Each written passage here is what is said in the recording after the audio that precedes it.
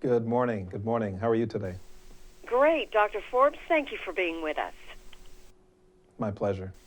Doctor, what is the healthcare landscape like this year as we enter a new cold and flu season? Well, Americans, physicians and patients alike, are all very concerned about COVID-19. It's hard not to. It's everywhere. It's on radio and TV. It's in the news, and rightfully so, because it poses a serious threat to many people. The other thing that we see this time of year is a rise in the number of patients who have the common cold or the flu. In addition to gearing up for the cold and flu season, healthcare workers like me are also preparing for an uptick in RSV. This is the beginning of the RSV season.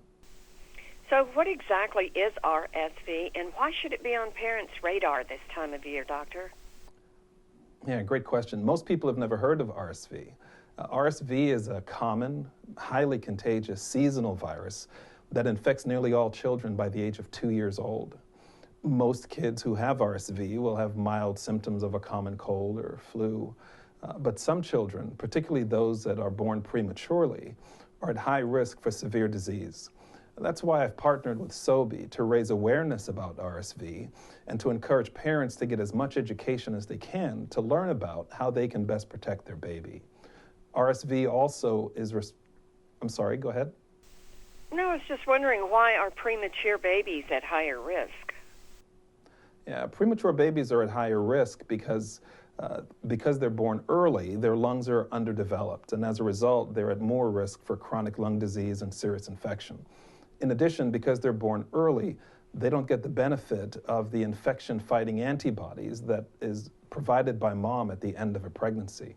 As a result, preterm babies are up to 5 times more likely to be admitted to the hospital due to RSV in the first 3 months of life. And beyond the first year of life, up to 57,000 babies in the United States are hospitalized every year due to RSV. And so what are the symptoms of RSV, and how can parents know if their child is at risk? Yeah, great question. So RSV causes a respiratory infection, and so the child will work to breathe. You'll see signs like nasal flaring, retractions in their chest. You may see a cough or wheezing that just won't go away. In worst cases, you may see dullness or a blue tinge to their nail beds or around their mouth. And they can also get a fever, particularly a fever up to about 100.4 or more in kids under 3 months of age. If your child starts to display any of those symptoms, you'd need to notify your healthcare provider, and seek medical attention right away. Very frightening. Doctor, in closing, what advice do you have for parents of little ones to protect their children from RSV? No, that's a great question. So right now there is no treatment for RSV, and so prevention is critical. I would encourage parents to partner with your healthcare provider to find out the best ways that you can protect and keep your child protected. One additional resource includes a website, rsvprotection.com, which gives terrific information on how you can best protect your baby. The other ways that you can protect your baby is to wash your hands on a regular basis. You want to make sure their toys are clean, cleaning them regularly.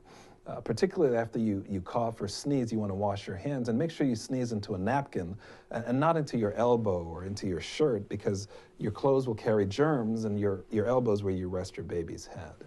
You also can make sure that if a child is sick in your home, that they're separated from your baby, and that you clean their sheets as frequently so that the germs that can stay on the sheets don't infect the rest of your home.